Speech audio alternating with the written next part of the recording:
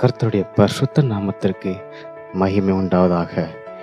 ஏசாயா தீர்க்கதரிசன புத்தகம் 41ஆம் அதிகாரம் 10ஆம் வசனம் சொல்கின்றது, என் நீதியின் வலதுகரத்தினால் உன்னை தாங்குவேன் என்று சொல்லி. ஹல்லேலூயா. நம்மிடத்தில் கிறிஸ்டின் வார்த்தை நிமித்தமாக தேவன் கொடுக்கின்ற ஒரு அழகான ஒரு வாக்கு தத்தம்.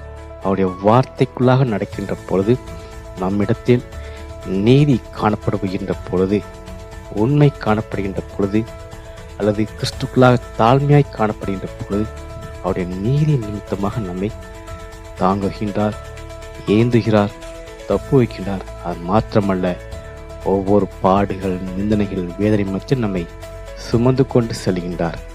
எந்த விதமான தேவுக்கும் நம்மை இடம் கொடுக்காதபடி அவருடைய சேட்டையின் மறைவிலே நேர்த்தியாய் பாதுகாக்கின்றார். நாம் செய்ய வேண்டியது, அவருடைய வார்த்தைக்குள்ளாக நாம் பலப்படுகின்ற பொழுது, பக்குவப்படுகின்ற பொழுது, ஆரோக்கியம் அடைகின்ற பொழுது, நம்ம இடத்தில் தேவனுடைய வார்த்தை கிரியை செய்கின்றது. மாறாக நாம் செய்கின்ற காரியங்கள், செயல்கள் எல்லாம் ஜெயமாய் முடிக்க உதவி செய்கின்றார். அது மாத்திரமல்ல, ஆவிக்குரிய வாழ்க்கையிலே கிறிஸ்து இயேசு எழும்பி பிரகாசிக்க வல்லமையாய் கிரியை பண்ணுகின்றார்.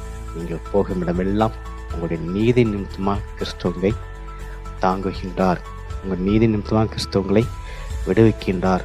யாரும் உங்களுக்கு எதிராக வருவதில்லை, யாரும் உங்களுக்கு விரோதமாக எழும்புவதில்லை. அவர்கள் எல்லோரையும் விலக செய்து சமாதானத்தின் தேவன் உங்களை சமாதானமாய் நடத்த கிரியை செய்கின்றார். காரணம், உங்களுடைய நீதி கிறிஸ்துக்கு முன்பாக நீதியாய் காணப்படுகின்ற பொழுது, நீதியின் தேவன் உங்களை நீதியாய் நடத்துவார் என்று சந்தேகமில்லை. ஆகவே அவருக்குள்ளாக உண்மையோடு உத்தமத்தோடு வாழ கற்றுக்கொள்ளுங்கள். ஒவ்வொரு நாளும் அவர் சமூகத்தில் நீங்கள் உங்களை நெருக்கமாய் கொண்டு செல்லுங்கள். நீங்கள் அவ்வாறாக கிறிஸ்துக்குள்ளாக உங்களை இணைக்கின்ற பொழுது, அவரோடு கூட நீங்கள் சஞ்சரிக்கின்ற பொழுது, அவருடைய கிருபை உங்களை தாங்குவதும், ஏந்துவதும், சுமப்பதும், தப்பு வைப்பதும் நீங்கள் கண்ணார காண்பீர்கள் என்று சந்தேகமில்லை. விசுவாசிங்கள், விழித்திருங்கள், ஜெபித்திருங்கள். கட்டாயம் கிறிஸ்துவங்களை தலைமுறை தலைமுறையை ஆசைப்பாரும் சந்தேகமில்லை. கர்த்தர் தாமே நாம் எல்லோரும் ஆசைப்பாராக. ஆமென்.